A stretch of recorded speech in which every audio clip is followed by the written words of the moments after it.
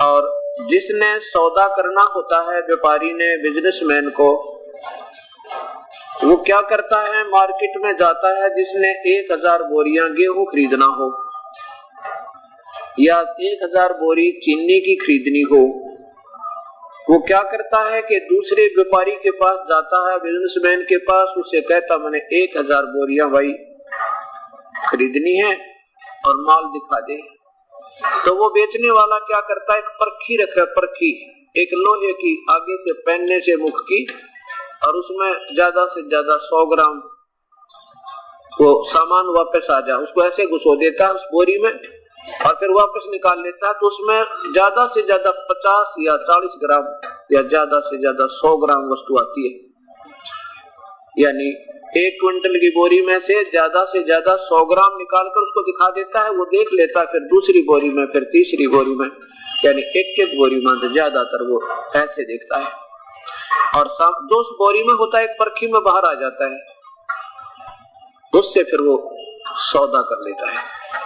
जिन पुण्यात्माओं को भक्ति रूपी सौदा करना है, सच्चे सौदागर होंगे, वो गणी बकवाद नहीं करा करते। हर कोई न्योके भाई सारी बोरी खोल के दिखा दी, मैं तो सब खरीद दूंगा, तो वो बेचने वाला कहता अपने घर न जा भाई, तो फिर व्यापारी को ना बकवाद करना है मेरे साथ, अभी न सब न खुलवा कर चला जाएगा, फिर लेना एक न देने दो। तो इसके लिए इस दास ने चारों वेदों में से परखी मार के और इस आपके सामने रख दी। आपने सामान खरीदना है तो हमारे पास ये माल है। ये परिभाषा प्रभु की सभी शास्त्रों में से, सभी पवित्र धर्मों के सभी शास्त्रों में से इसमें परखी मार के और इसमें निकाल रखी है। और किसी का शक हो तो इसको चेक करा ले, खूब मिला ले उन बोरियां तो जाके। और जिसने भगवान पाना है, भक्ति करनी है, तो आज कोई सुअवसर मालिक ने दिया है, सदियों और युगों पर्यंत। इसमें श्याम वेद संख्या नंबर 1400 आपके सामने पेश करते हैं। जब तक हमें ये विश्वास नहीं होगा कि वास्तव में ये परमेश्वर कौन है, कैसा है, तो हमारा हम दृढ़ विश्वास नहीं हो सकता, और विश्वास बिना भक्ति नहीं बने।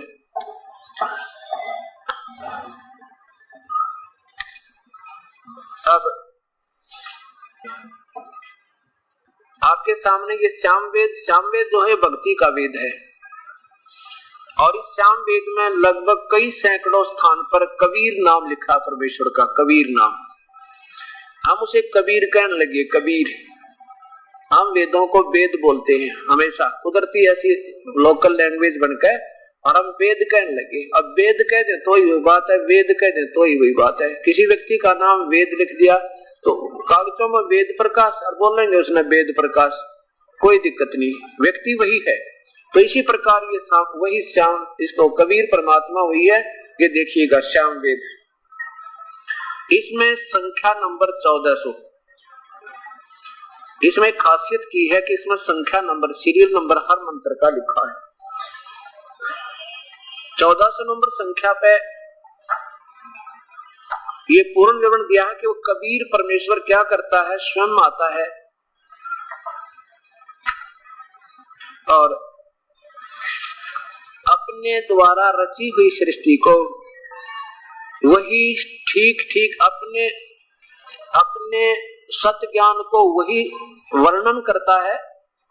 किस समय जब ये देखिएगा, ये श्याम वेद कहां से प्रकाशित है ये भी देखिएगा।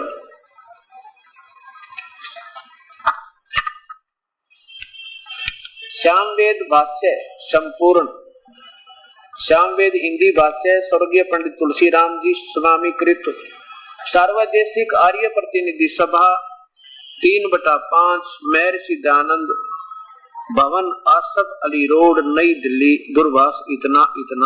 और ये देखिए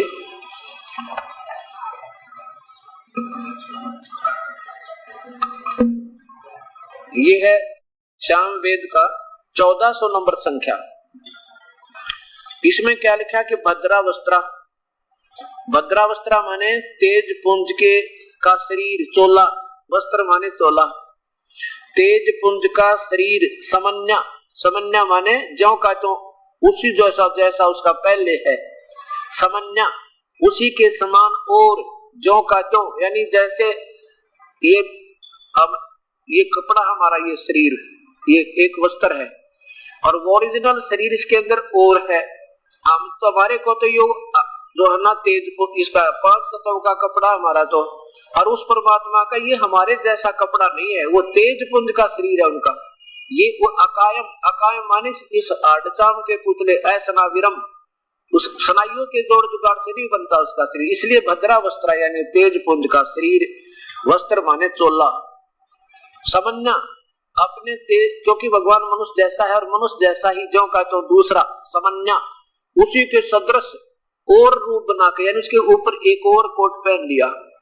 समन्या वसान है, वसान माने काफी, वस आन माने जीवन जी के, वस माने रह के, वसाने माने मनुष्य जैसा जीवन जी के कुछ दिन संसार में रह के, वस माने वसना रहना, आने माने प्राण जीवन आम व्यक्ति की तरह जीवन जी के। महान कबीर, ये ऊपर रह लगा है छोटा रह, महान कबीर नीवचनानी संसन, वो महान विशाल सतगुरु, गैबी ख्याल विशाल सतगुरु, महान माने विशाल सर्वशक्तिमान कबीर, वो कबीर परमेश्वर। नीवचनानी संसन, नीवचनानी माने अपने लोकोक्तियों के माध्यम से, साधारण भाषा के माध्यम से, संसन माने वर्णन करता है अपना सत्ज्ञान, अपने ही लोकोक्तियों साधारण भाषा के माध्यम से वर्णन करता है। कब?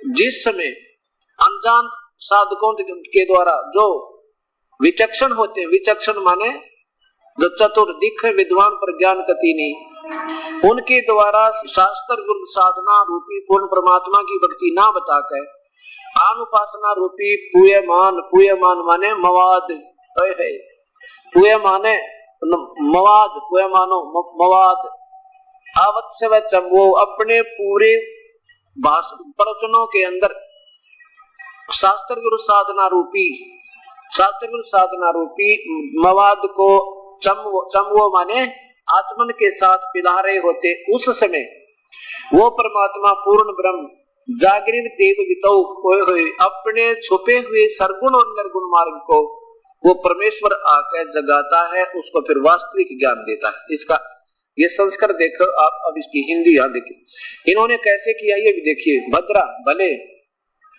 समन्या संग्राम योग्य, अब दास का दिया समझ में नहीं आई। समन्या माने ज्यों का तो दूसरा अलग, सम या तो आम बालक समझ जा तो जिसने थोड़ी बहुत हिंदी भी आती हो। सम अन्य, ज्यों का तो कोई और, डिक्शनरी उठा के देख लेना, ज्यों का तो पाओगे जैसे दास बताओ। वस्त्रा माने वस्त्र तुल्य, तेजों को, ये तेज पुंज का कपड़ा वस्त्र शरीर ओढ़े हुए, वसाने माने ओढ़े, वसाने माने ज्यों का तो शरीर बना के उसी के ऊपर एक और कपड़ा ज्यों का तो पहन का परमात्मा और आम मनुष्य की तरह जीवन जी के। महान माने बड़े, और बड़े कबीर, ये कवि लिख दिया ना। अब जैसे यहाँ एक बात और सोचनी पड़ेगी हमने जब ये बात सुनना, जैसे यजुर्वेद है, अब यजुर्वेद को हम क्या बताएंगे। अब जैसे यजुर्वेद है, यजुर्वेद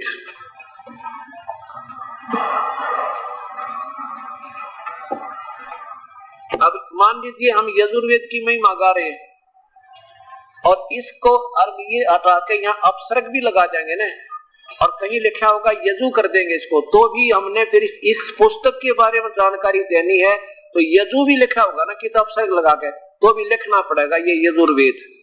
अगर यजु भी लिख देंगे अलग से, फिर भी हिंदी इसकी हमने यजुर्वेद लिखना पड़ेगा। ऐसे अगर ये कवि भी कर देते हैं तो भी लिखना पड़ेगा वो कबीर परमेश्वर, चाहे केवल कवि भी लिखा होगा तो भी उसको लिखना पड़ेगा वो कबीर परमेश्वर। अर्थात हमने जो है ना इसको अपभ्रंश बना के कबीर कहने लगे वास्तव, तो ऐसे हम कबीर कहने लगे इसको, तो इसका अर्थ है। और इन्होंने देखिएगा क्या किया है, पूयमान का अर्थ कर दिया अमृत, शोधमान अमृत, और पूयमान माने होती है मवाद। ए परमात्मा, इतने विद्वान पुरुष और ऐसी जो गलतियां बनी हैं अब ये सोचने का विषय बन गया हमारे लिए, भैया कहानी बिगड़ी क्यों करे, चल हमारे जैसा बुद्धिहीन तो कुछ भी कर दे, 100 गलती कर सका है, क्योंकि हम तो वैसे ही जिज्ञासु प्रभु के। देखिए भाई, वही श्यामवेद और ये आराम कर, ये भद्रावस्त्र, यहाँ देखो, महान माने सर्वशक्तिमान कबीर, वो परमात्मा कबीर, विद्वान सुक्तों को यानी लोकोक्तियों को, जैसे शब्दावली, कबीर साखी, ये नीवचनानी माने शब्दावली, संसन माने पढ़ते हुए वर्णन करना होता है, वर्णन करते हैं, लिखते हैं, कहना। विचक्षण माने दृष्टा, जागृव, आलस्य प्रसाद रहित पुरुष के सम्मान। पूय माने शोधमान सोम, यानी पवित्र अमृत लिख दिया मवाद का। मवाद माने ये सो, पूयमान माने मवाद होता है, वो फोड़े फुंसी से निकला हुआ मवाद, वो राग, और उसका अर्थ महापुरुषों ने शोधमान सोम लिख दिया। देव वितौ, यज्ञ में, चमगो, धूलोक और पृथ्वी लोक में आवश्यक वन प्रवेश करता है। क्या प्रवेश, अब देखो, चलो ठीक, हम ज्यादा नहीं इनके टिप्पणी करते, हम आपको दिखाते हैं। हम कहते हैं प्रत्यक्ष को प्रमाण क्या। अब देखिए, पूयमान का अर्थ देख लेते हैं पहले, फिर ये बात समझ में आएगी।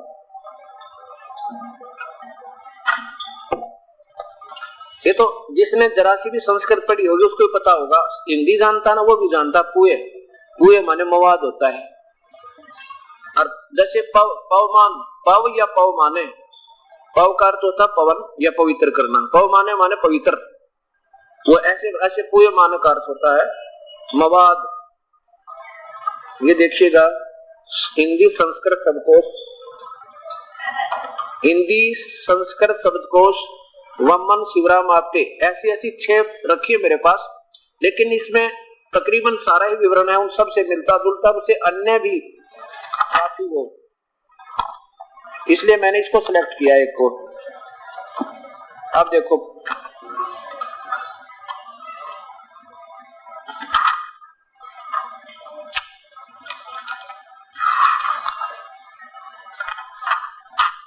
अब भक्ति तो हम पीछे करेंगे, जब पहले हमें ये समझ में आ जाओगे हम करने कहां जा रहे और करना क्या था।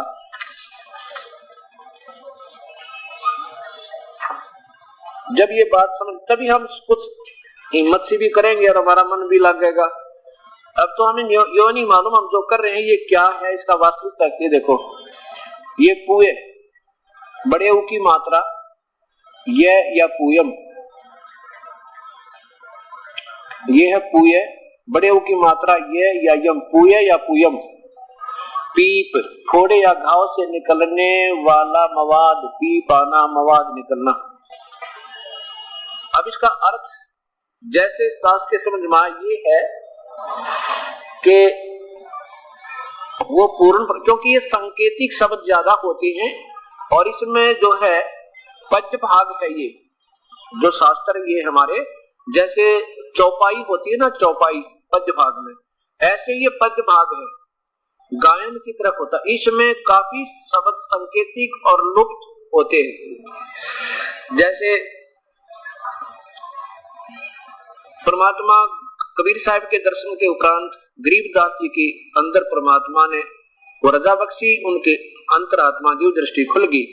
तो जब उन्होंने क्या कहा कि जैसे रावण मंगन गया चून, ताते लंक वही ब्रोन।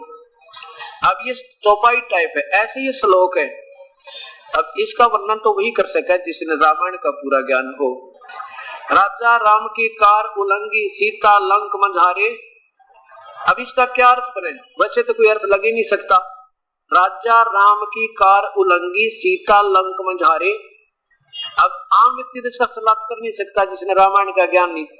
तो क्या कहा कि जैसे श्री रामचंद्र जी की आज्ञा हुई थी लक्ष्मण को कि या तो तू आना नहीं मेरे पीछे, ये मारिच एक मृग की तलाश में मैं जा रहा हूं, और आए तो इसको चारों तरफ एक पक्की परिक्रमा देकर आना। और इससे फिर क्या होगा, इस मंत्र के बोल के ये रेखा खींच देना, जिससे ये अंदर नहीं कोई हिंसक पशु या पक्षी या मनुष्य कोई नहीं जा सकेगा सीता के पास। अब क्या किया कि जब अब हम क्या समझते हैं कि लक्ष्मण ने रेखा खींची, आदेश श्री राम का था। यहाँ बोलने वाले ने सर्वज्ञ है ये मालिक और हम अल्पज्ञ हैं, हम इसको केवल उनकी रजा से समझ सकते। ऐसे ये श्लोक वेद सामने सुलझाने पड़ेंगे कि राजा राम की कारो लगी और कोई नो गानी कार तो उसने रेखा, कार माने रेखा तो लक्ष्मण ने की थी, और सीता लंक में जा रहे।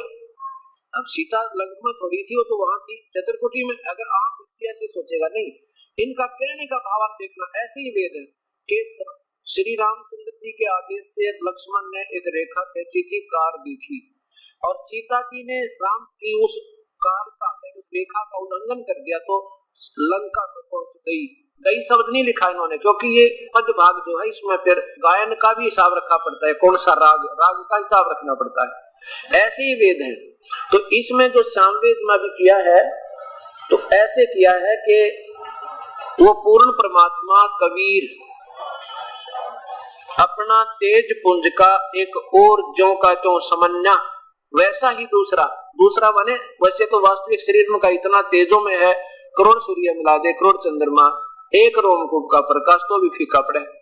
अब वो अगर नौका यहाँ आ जा तो किसी ने कुछ दिखाई ना दे, तो उसके ऊपर एक हल्के तेज पुंज का ओवरकोट और पहन के, और वो भी नाड़ी नूड़ी के जोड़ जुगाड़ से नहीं बना होता, वो अकायम असनाविरम, ये हमारे जैसी काया नहीं है, नाड़ी के जोड़ जुगड़ से नहीं बना उनका, वो तेज पुंज का होता है। क्या अर्थ बनाया है कि वो पूर्ण परमात्मा कबीर परमेश्वर अपना ही दूसरा रूप बना के कुछ समय वस आने माने वस के, आन माने मनुष्य की तरह जीवन जी के, कुछ समय मनुष्य के जैसा जीवन जीकर रहकर आम व्यक्ति जैसा लक्षण दिखा के और अपने सत्ज्ञान को नीवचनानी संसन लोकोक्तियों के माध्यम से वर्णन करता है। और उस समय इन विचक्षण माने चतुर संतों के द्वारा दिखे तो विद्वान पर विदुता निकट भी नहीं होती, उनके द्वारा एक पूर्ण परमात्मा पूर्ण ब्रह्म सतपुरुष की साधना ना बता के आन उपासना अन्य परब्रह्म ब्रह्म देवी देवता नीचे तेंगे ये पूजाएं रूपी मवाद को अमृत के स्थान पे पूर्ण परमात्मा की भक्ति तो अमृत और आन उपासना एक परमात्मा की भक्ति छोड़ के कहते हैं पूयम। पूय माने मवाद, चम वो आवत समय माने पूरे अपने प्रवचनों के माध्यम से, चम वो माने आदत के साथ पिला रहे होते हैं, आचमन करा रहे होते हैं।